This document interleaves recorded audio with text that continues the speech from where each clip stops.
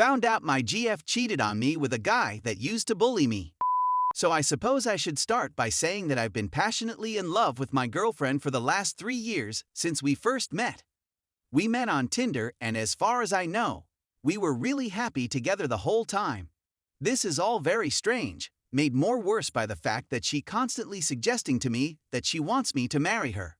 Almost every month, she will remark something to the effect of "my grandfather continues wondering when you're going to propose," in an eager tone. It's really screwed with my brain because it's really baffled me. If it were any other case, I would just walk away after learning what occurred. But I get the impression that she really loves me and that it was a mistake. I just discovered that she cheated on me 2 years ago with someone who was virtually a bully to me in high school. I just discovered out when I looked through her phone and saw communications between them. He had been bothering her for a long time, sending pictures and videos, right up until last month. It perplexes me why she didn't just block him. I looked over their chat history and discovered that they were online for at least a month 2 years ago. About a year into our relationship, she went to his place, and they had definitely on more than one time. There were texts from her about how fantastic it was and how kind he is. This is obviously devastating for me, and it will almost certainly mean the end of our relationship. It stings much worse since I knew the man, and he was such a bad person in high school. He would randomly hit me if he had the opportunity, put me in headlocks, and try to take money from me, but I never let him. Although it was never confirmed, I believe he once stole my phone from my backpack during a PE session. When I initially discovered the messages, I kept it quiet and didn't tell her since I didn't want to overreact. But what do I do now? I'm not sure I can handle remaining with her.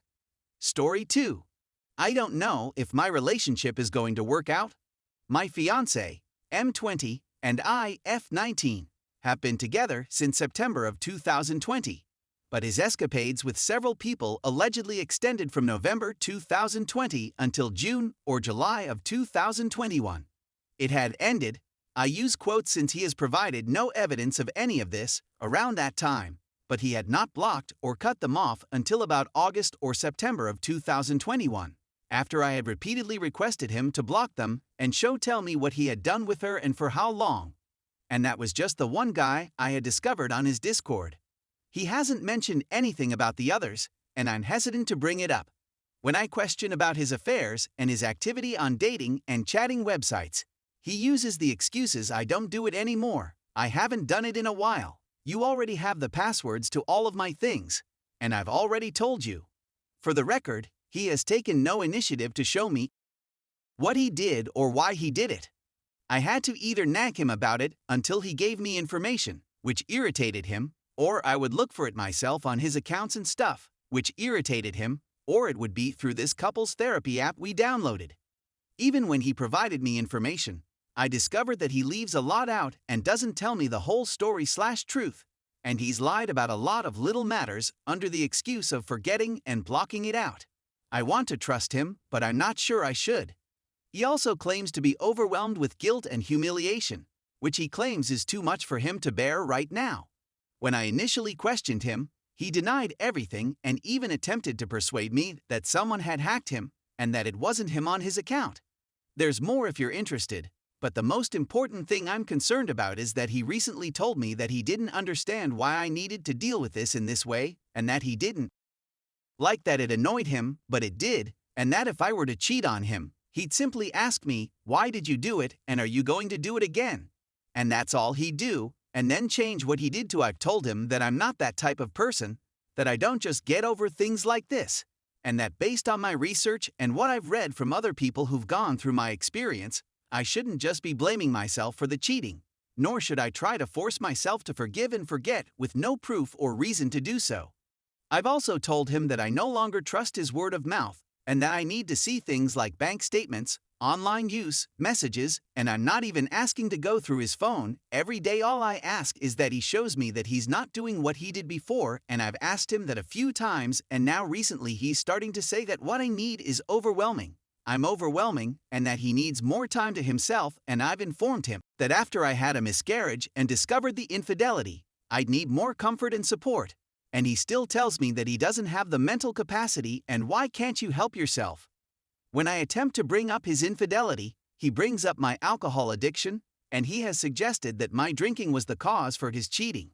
He also claims to be overwhelmed with guilt and humiliation, which he claims is too much for him to bear right now.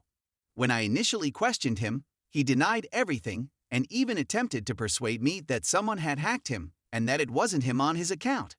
There's more if you're interested, but the most important thing I'm concerned about is that he recently told me that he didn't understand why I had to deal with this in this way, and that he didn't like that it annoyed him, but it did, and that if I were to cheat on him, he would simply ask me, why did you do it, and are you going to do it again? Understand that he believes it's unaddressed. Despite the fact that I've quit drinking altogether, and I respect and want to speak about what he needs/wants and do further study on how alcohol addictions affect spouses and how to assist them, as I've also told him. I've told him I'm ready to talk and want to talk about how he feels about things and how I can help us, what I can do to help him. And he continues to say he'll come and talk when he's ready to talk.